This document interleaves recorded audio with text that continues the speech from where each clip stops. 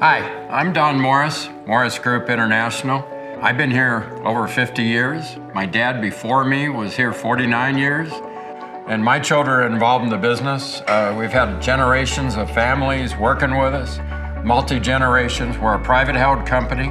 High level integrity, honesty, those are just virtues that we have. The other side is we're very entrepreneurial and we're very spirited. We like to do our own thing. We like to invent stuff. We like to sell stuff. We like to make our own stuff. You know, many companies today buy and resell somebody else's products. You won't find that at Morris Group. We make our own stuff. People always ask me, how do you come up with ideas for R&D? How do you know where to put your money? I wished I could answer that question. Half of it's trial and error. You get an idea, you kind of run with it, and sometimes it works and sometimes completely bombs out. So I think what keeps the ideas coming is talk to a lot of people and listen, and not only talk, but listen to their ideas, read a lot, watch the trends, and then think about what people need. We pivoted during the virus to hand washing. Hand washing became a big thing. We were all told, wash your hands as many times a day as you can. And so sensor faucets, hand washing became a huge issue. We were told, don't use bubblers on water coolers because they're bad. So we pivoted and did more bottle fillers. So I think the market, the environment, just keep your eyes and ears open and look for opportunities within your niche. So I realized that most of our success has come out of products that we add uniqueness and something different to the marketplace. If we try to make somebody else's product like they make the product and you try to make it cheaper, I call it race to the bottom. I want products that bring value added to the customer. Whether the customer is a sprinkler contractor, a plumbing contractor, it's a labor-saving device, saves him labor, it's quicker, it's easier to go in, it's longevity for the engineer. The engineer is very important, he's specifying our products. I want to make sure when he specifies a J.R. Smith product that product will go in the ground and it'll be there for decades and he won't have any problem with it. And he doesn't get any callbacks, he doesn't get any warranty issues. And that's been our foundation, There's no substitute for quality is our original tagline with Dad. Still there today. But I realized that we need to get into some bigger businesses. That I can't keep growing at the pace we're growing. We've done some of it through acquisitions. We've acquired 3 or 4 fire companies in the last 15 years, and that's given us a tremendous growth in the fire division. Hospital divisions, new products, acquisition, a little bit, mostly new products coming out of our heads. And then the big one now is that I need somewhere to go. I'm a boll weevil. So this boll weevil has no patience, we established that, and I want to go somewhere. Right now I'm going to tell everybody we're launching into, and we've already been several years in, we're going to launch in a full line of regulators. So we're going into the regulator business, and I've got a consultant working for me and the team, not for me. Nobody works for me, they work for the company. I don't like people working for me. I like them working for the company. Brad knows, a very knowledgeable person in the regulator backflow business, is a consultant with me and has been for several years. And Brad has a tremendous background in backflow and regulators. So we're going into both of those businesses. The regulator business will be launching 3rd quarter this year. Jim Graves in our Chicago Innovation Center is responsible for the launch of the regulator business, Jim and his team. So we've done a lot of engineering, we've done a lot of sourcing, and we'll have a full line of pressure regulators. It will be launched under 2 of our core brand names. So it will be launched under J.R. Smith, and it will be launched under Acorn. So it will be Acorn regulators and J.R. Smith regulators. It will be stocked in Montgomery. It will be stocked in industry. And it's a commodity type business, so it has to be on the shelf, has to be available, and has to be competitive. Supply chain issues may slow it down a little bit. Second quarter, third quarter, fourth quarter. I want to do it right. I want to make sure when it's launched, we have it in stock, we have it in MDC, IDC, we have the Golden Triangle working.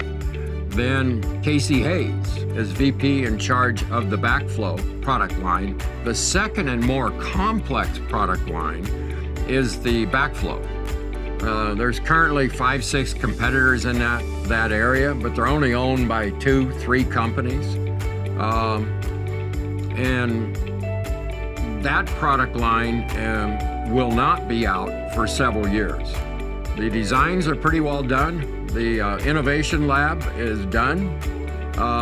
The testing's been done. But we have approval process, and that industry is a long approval process, several year approval process.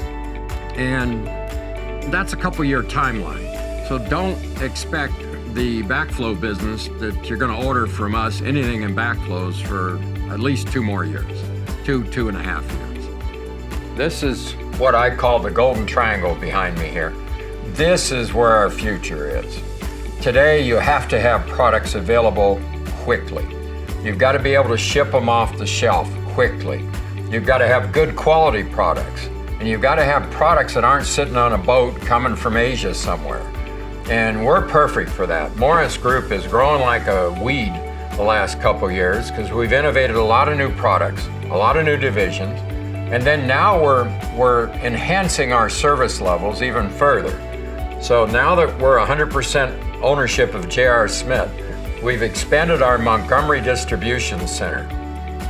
It's already manufacturing a lot of their own products, but now it's enhancing more of our warehousing into Montgomery. We've got 26 acres there. We've got plenty of space to expand. Geographically, Montgomery's in a perfect position to service the Midwest and the eastern regions, the southern regions. It's a great location, great labor base. We've been there for 45 years. It's fabulous. The higher run, higher volume for all of our divisions is in Mexico. So F&M in Mexico was founded 34 years ago. We have our own manufacturing facility. We own our own land, our own buildings. We've got 2 large facilities there, about 750 people. Between Montgomery Manufacturing, City of Industry Manufacturing, and Mexico, we're pretty much redundant with 3 manufacturing sites. So we have lasers, we have draw presses, we have robotic welding. We have all those in all the 3 facilities. So if we were to have a catastrophe, an earthquake in Southern California, we have redundant plants. I'm not telling you it would be easy, but we would stay in business. Our junk's not on a ship out in the harbor, LA Harbor. We make it. So this, to me, is the most important thing going forward. If we're going to continue to grow the company, I want to enhance the Golden Triangle. We're expanding Mexico, we're expanding Montgomery, we're expanding City of Industry. So part of this Golden Triangle is the quick ship program we're coming out with. That means that you're probably going to get a truck out of Montgomery. We're going to feed trucks out of Montgomery to almost everybody. The California market will probably be fed out of industry. Almost everybody else in the nation will be fed out of Montgomery. So products go from Mexico to Montgomery, Montgomery out to almost over 60 distribution centers in North America. That we call it the quick ship program. So more product into Montgomery, more product on the shelf into industry, shipped quickly out of one of the hubs. So I'll bet you a lot of people are wondering, what are these numbers? So look at the number on top, 1890. So you'd think 1890's the time that we started something? No, we have a division older than that. We have Murdoch's 1853. So no, that's not it. Look at number 1 down there. Number 1's my dad. So he started with no employees. He had an entrepreneurial spirit. He wanted to build his own company. In the beginning, he called it Earl L Company. Today, it's called Elmco, founded in the late 40s. And then Dad kept growing the business. I came in with Dad out of college. I think he had about 30 employees, 40 employees. He'd gone up to 100, back down to 30. Dad and I together took the thing up to around 1,000. Dad checked out at 90 years old, working every day. He didn't retire, working every day at 90, and we hit around 1,000 employees. Now, I've had the pleasure of building a little higher on Dad's foundation. And I've got my children, 3 of my children in the business with me, and we've taken it to almost 2,000 employees. Guess what? The ceiling's pretty high there. I think before I check out, we're gonna test the ceiling. That's my goal, okay? Stay private, stay entrepreneurial, and have fun. So on the triangles, we talked about the growth of the company, but I want to see it continue to grow. Part of that's succession planning. You have to have succession planning, especially when you're in a private held company. You know, as long as I'm alive, and I think as long as my children are alive, this company will stay private held. We're not private equity. We're not a stock company. We're not listed on New York Stock Exchange. We're private. We're entrepreneurial, as I said earlier. We have a lot of spirit. That was ingrained in me with my father there. And obviously I've got the same spirit, very similar to my dad. And I'm really fortunate to have 3 of my 5 children in the business with me. These 3 combined have 70 years experience in our various companies. Yeah, I'm fortunate. A lot of dads don't get their kids in the business and the companies die. So, you know, we're not dying, we're going forward. And beyond them, I have another child at home, and he wants to be the CEO 2040. But I told him, well, you better get out of 2nd grade first, because you can't be the CEO till you get out of 2nd grade. So I want to talk first about Kristen. Kristen will be made president of the Whitehall division. It's a growing division. It's got best care, it's got some beautiful products. So we're going to see Whitehall continue to just move and help build those triangles to the roof. Randall heads up Elmdor and our fire divisions. Fire divisions are Potter Romer, Croker, Fire Pro, Larson, and then of course, as I said, he heads up Elmdor. So he's got 5 divisions. He's going to be president of what I call the fire divisions. Not last, but the youngest is Barrett. I want to announce here that Barrett is going to be the president of Acorn and J.R. Smith. There's been a change at the J.R. Smith division. For the last 11 years, I've had the pleasure of being the CEO of J.R. Smith. We've done some real neat things, and I had 2 partners. They were Holly and Debbie Smith, and we grew up together, and we stayed friends together, like our fathers before us. I've had the pleasure the last 10 years of working with Debbie and Holly. I've been the CEO of J.R. Smith, but we made a change. The change is that they are no longer with the business, and Morris Group owns 100% of J.R. Smith. So I've announced some changes here. Kristen, the president of Whitehall, Randall, president of the fire divisions, and Barrett, president of our 2 larger divisions, Acorn and J.R. Smith. I think we're going to take those triangles to the roof. That's the goal. Here we are in the conference room. I kind of want to summarize what we saw today.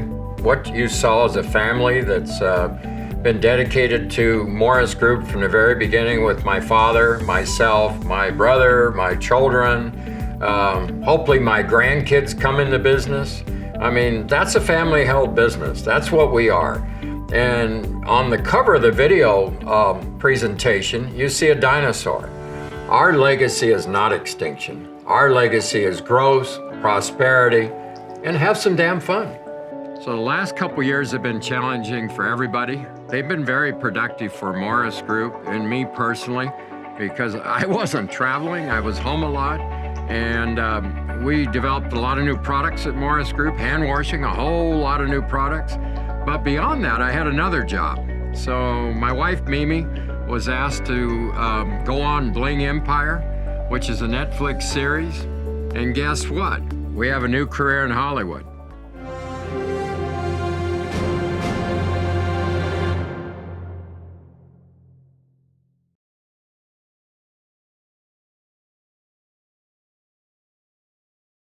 We had a bet last couple years. Last year he didn't win, he lost. And he just missed it by a hair. We have a target, a sales target. This year he won. And the bet was, when he wins, he gets to drive the Lambo, and I'm not around. He gets to go do what he wants to do. So he's earned the privilege, my friend. Well, just don't bring it back damaged.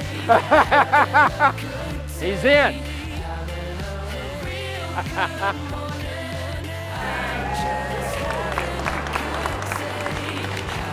Go have fun.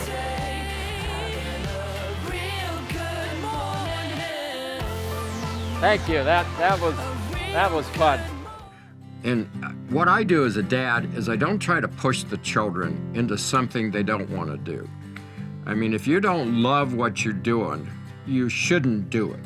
There's enough opportunities in the United States here to do what the heck you want. You shouldn't have to push people into a direction. I've been successful as a father with my children. I'm really proud of all of my children. And, you know, in life, you go through life, you have fun, you drive fancy cars, you do all that, but what do you leave behind? Well, what I leave behind is the same thing my dad left behind. Some really good human beings that are going to add value to the world. You know, at this juncture in my life, people ask, why do you want to do things like you do? You could retire, you could, you know, and that's kind of where I'm at. I love my family, I love my work, I like the people I work with, I love the people I work with. I love the stimulation, and as long as I can get stimulated, I'm gonna keep just going forward. We don't own our people. Our people are, I don't have anybody under contract. I don't know of anybody in the 2000s under any contract. I don't believe in contracts. If they want to quit, quit. If you want to work, work. Somebody treats us with respect and we treat them with respect. You don't need a contract. You never have to look at it again. And the same thing with employees. If you're doing something wrong, they're going to leave. And they should leave. If you're doing it right, then they'll stay. You'll find out if you're doing it right, because if you're not doing it right, you start losing all your troops. You can't go into war with no troops, so you need troops. That's part of the game. On the cover of the video presentation, you see a dinosaur. Our legacy is not extinction. Our legacy is growth, prosperity, and have some damn fun.